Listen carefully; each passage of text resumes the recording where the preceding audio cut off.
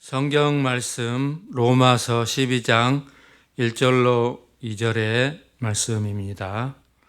그러므로 형제들아 내가 하나님의 모든 자비하심으로 너희를 고난하노니 너희 몸을 하나님이 기뻐하시는 거룩한 산 제사로 드리라. 이는 너희의 드릴 영적 예배니라.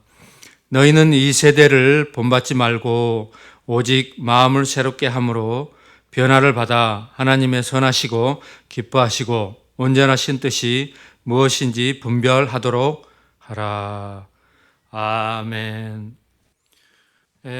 처음 지음받은 아담과 아담의 갈빗뼈를 통해서 하와를 만들어서 하나님께서 이제 그 두 사람을 부부로 줄에도 서주시고, 그래서 하나님이 지어주신 가정으로 이제 그렇게 출발을 했는데, 하나님이 이제 동산 중앙에 있는 선악을 알게 하는 나무의 실과를 먹지 말라고 금했는데, 하와가 먹고 그 남편에게도 줘서 그들이 이제 그 죄로 말미암아서 하나님과의 관계가 죄로 인하여서 끊어지고, 그들은 이제 에덴 동산에서 쫓겨나게 되고, 그 후로 이제 인류의 조상들은 날 때부터 원죄를 가지고 태어나고 일생을 살면서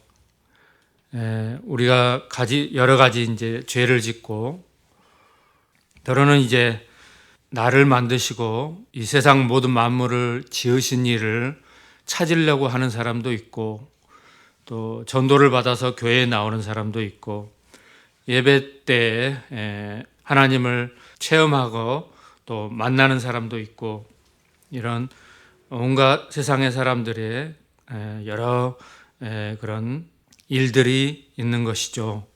그런데 이제 구약 때는 하나님께서 이제 율법을 주시고, 구약의 그 5대 제사 있죠. 번제, 또 화목제, 속죄제, 속건제, 이런 그 제사의 그 하나님께서 정해주신 말씀으로 정해주신 것을 따라서 이스라엘 백성들이 자기 형편에 맞는 집비둘기라든가 어린 양이라든가 염소라든가, 또 좀 부유한 집안에서는 소를 이끌고 나와서 제사를 드리고 그렇게 했던 것이죠. 그렇게 하면서 이제 하나님께 제사를 드리고 동물제로 해서 그들이 이제 임시적으로 죄 사함도 받고, 또 하나님을 예배하게 되고 하나님을 만나게 되고, 그래서 하나님의 백성이 되게 되고 그 관계가 다시 회복할 수 있는 그런 제한적인 온전하지 못한 율법과 그런 모습으로 섬겼는데, 예수님이 오셔서 이제 휘장이 이렇게 지성소의 휘장이 갈라져서 예수님의 그 보배로운 피로 말미암아서 우리의 모든 원죄라든가 죄가 믿음으로 사해지고 또 의롭다 하심을 입고 이제 하나님께 나와서 구약의 그런 제사, 힘든 그런 과정의 제사 없이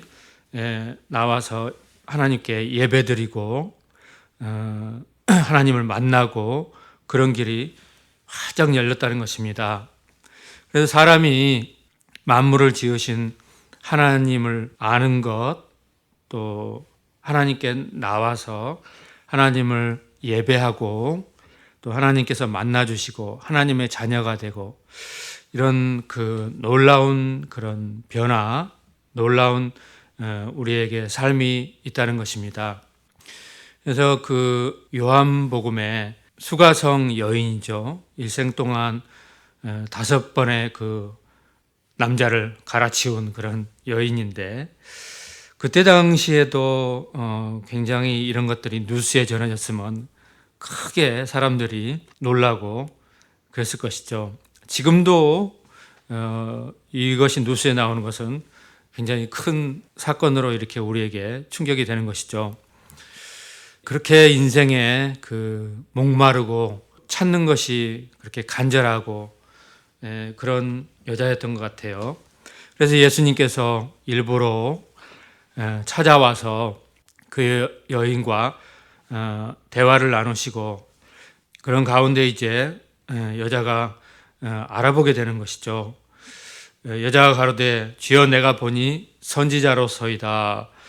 우리 조상들은 이 산에서 예배하였는데 당신들의 말은 예배할 곳이 예루살렘에 있다 하더이다. 이 사마리아 여인이 예수님을 선지자로 이렇게 알아보고 굉장히 기대에 찬 그런 마음이었을 것입니다. 그러면서 예배에 대해서 말을 하죠. 그러니까 예수님께서 가라사대 여자여 내 말을 믿으라. 그러시면서 이 산에서도 말고 예루살렘에서도 말고 너희가 아버지께 예배할 때가 이를 것이다. 너희는 알지 못하는 것을 예배하고 우리는 아는 것을 예배하노니 그러시면서 말씀을 하시는 것입니다. 사람들의 그 마음 깊은 곳에는 끊어진 그 하나님을 찾는 그런 마음, 또 영생에 대한 마음, 이런 마음이 누구나 있을 것입니다. 정말 하나님이 계시는가? 또 하나님 안에 그 생명이 우리도 그 영생을 갖고 이렇게 살 수 있는가? 이런 것이 사람마다 있겠지만 특히 이제 사람은 한시적이어서 죽음 앞에서 그런 것들이 더욱더 간절하고 또 그 죽음의 두려움 가운데 그럴 것입니다. 근데 이제 중요한 것은 우리가 어릴 때부터 또는 지금 이때에 이런 말씀을 통하여서 주님을 만나는 것, 하나님의 살아계심을 우리가 그렇게 체험하고 믿고 변화되는 것, 그런 것이 우리 인생에 있어서 너무나 귀하고 중요한 일이라는 것입니다. 그래서 사마리아 여자에게도 세상 사람들에게는 굉장히 그 보통 여자가 아니라고 그렇게 사람들이 가장 가증히 여기는 게 창기, 창녀, 뭐 그런 온갖 범죄자들, 그런 사람들이죠. 그런 사람 못지않게 이 사마리아 여자도 그 이웃 사람들이 굉장히 다 아는 얘기고 손가락질하고 그런 여자였을 것입니다. 그래서 낮에는 그 유대 지방에는 너무 태양빛이 뜨거워서 우물에 물 기르러 오지 않는다는 것이죠. 사람들이 없는 그것을 피해서 우물을 길러 가는 거죠. 그래서 이제 생수를 얻으려고요. 그것을 아시고 이제 주님이 일부러 그 먼 곳을 이제 걸어서 찾아가셨다는 것이죠. 23절에 보면은 아버지께 참으로 예배하는 자들은 신령과 진정으로 예배할 때가 오나니 곧 이때라. 아버지께서는 이렇게 자기에게 예배하는 자들을 찾으시느니라. 하나님은 영이시니 예배하는 자가 신령과 진정으로 예배할지니라. 예수님께서 사마리아 여자에게 예배에 대해서 말씀하시는 거죠. 이 말씀이 이제 요한복음 이곳에 이제 기록이 돼 있고 이것을 이제 깊게 그 묵상하고 또 사역 굉장히 그 중간쯤에 사도 바울이 다시 이 말씀을 정리해서 로마서 12장에 1절로 2절에 보면은 그러므로 형제들아 내가 하나님의 모든 자비하심으로 너희를 권하노니 너희 몸을 하나님이 기뻐하시는 거룩한 산 제사로 드리라. 이는 너희의 드릴 영적 예배니라. 너희는 이 세대를 본받지 말고 오직 마음을 새롭게 함으로 변화를 받아 하나님의 선하시고 기뻐하시고 온전하신 뜻이 무엇인지 분별하도록 하라. 하나님을 떠난 그 인생, 또 교회에 나오지만 성전 그 마당만 밟고 돌아가는 그런 사람들에 대해서 성경에 말하고 있는데요. 코로나19로 인해서 한 4년 내리 이제 그렇게 팬데믹 시대를 거치면서 교회 나오기 싫어하고 또 예배드리기 싫어하는 그런 사람들에게 많은 사람들이 가나안 성도가 되어서 이런 말씀과 또 하나님께서 우리에게 주시는 그런 소중한 예배드리는 삶, 이런 것들에서 너무나 멀어지고, 이렇게 멀어지면 예배에서 멀어지면 교회에서도 멀어지고 하나님께로부터 멀어지고, 그러면 다시 이제 세상 가운데로 빠져 들어가는 거죠. 세상에는 온갖 그 죄악과 악함과 음란함과 이런 육신의 삶이요, 육신의 쾌락을 쫓는 삶만이 가득하다는 것이죠. 마치 늪에 빠져서 허우적거리다가 나오지 못하고 늪에 그 온갖 그 사람을 끌고 들어가는 그런 것을 사람이 그 힘이 없고 그냥 빨려 들어가서 결국은 늪에 빠져서 죽는 그런 것처럼 우리 이 세대도 비슷한 환경이라는 것입니다. 그런데 이제 사도 바울의 이런 말씀 속에서도 이런 예배라든가 하나님 또 신학이 깊이 이렇게 심화되어서 말씀 속에 이렇게 되어 있는 것을 우리가 보고 듣고 또 깨닫는 그런 것이 있어야 되는 것이죠. 우리가 하나님을 피상적으로 믿으면 그렇게 살고 또 예배드리고 그렇게 하면은 여전히 우리에게 육신의 삶이요 또 하나님 안에 있는 온갖 그리스도 예수 안에 있는 그 귀한 그런 보배로운 그런 것들을 내가 가지게 되고 또 삶을 누리게 되고 그렇게 할 수 없다는 것입니다.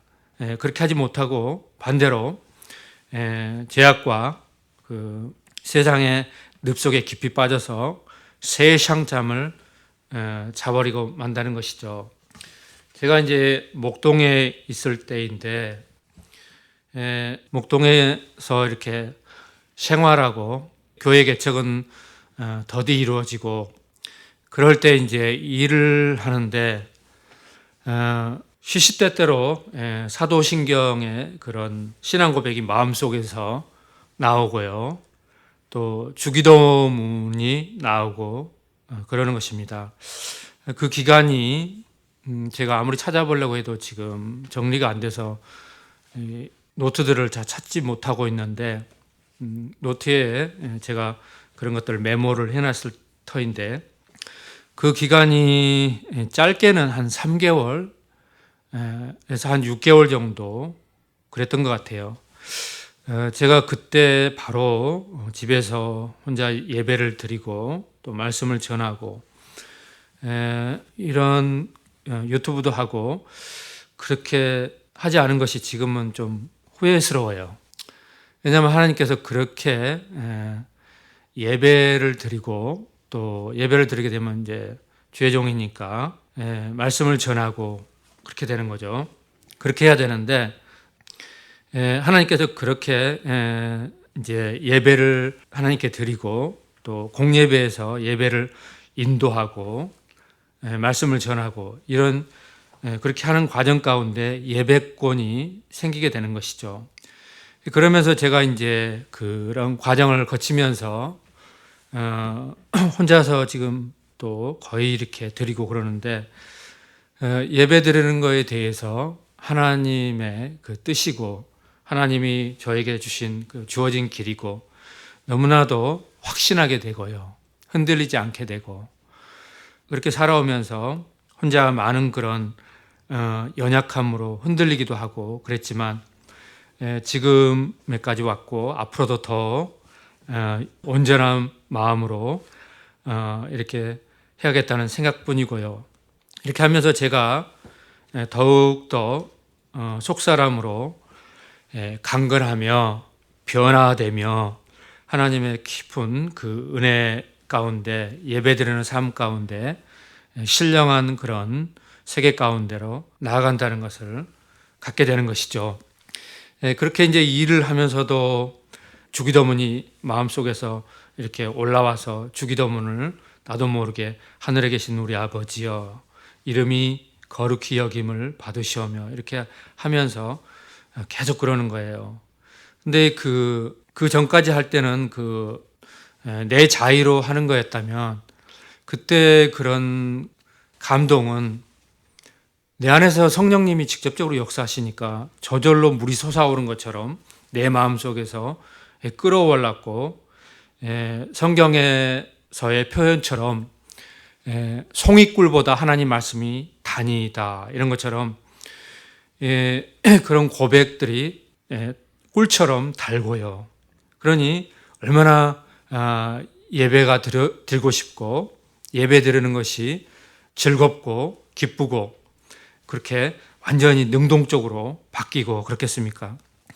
그래서 교회에서 공예배를 인도하고 또 주일날 예배 드리고 또 수요일 새벽기도 수요 예배 그 밖에 우리 삶이 하나님께 드려지는 예배로 우리가 몸으로 드리라고 그랬으니까 삶 속에서도 예배를 드리고 그러면서 이제 예배를 통해서 하나님의 뜻을 알게 되죠. 각 사람마다요. 그러면 이제 하나님의 말씀을 쫓아서 우리가 결단을 하게 되고요. 그 결단으로 말미암아서 이제 그런 주어진 삶을 살게 되고 또 놀랍게 변화가 된다는 것이죠. 그래서 제가 찬양을 좋아하고 이렇게 이제 신학을 졸업하고 목동에 살면서 한 20여 년 가까이 개척교회 다니고 또 집에서 혼자 예배드리고 이렇게 하면서 찬양하고 하면서 제가 컴퓨터도 조립하고 프로그램도 깔고 그래서 이제 그 활용도 해보고 그 음악 파일을 갖다가 이제 음원으로 만들어보고 그런 노래도 꽤 되고 제가 교회 그 방송에도 올려서 함께 나누고 그러는데요.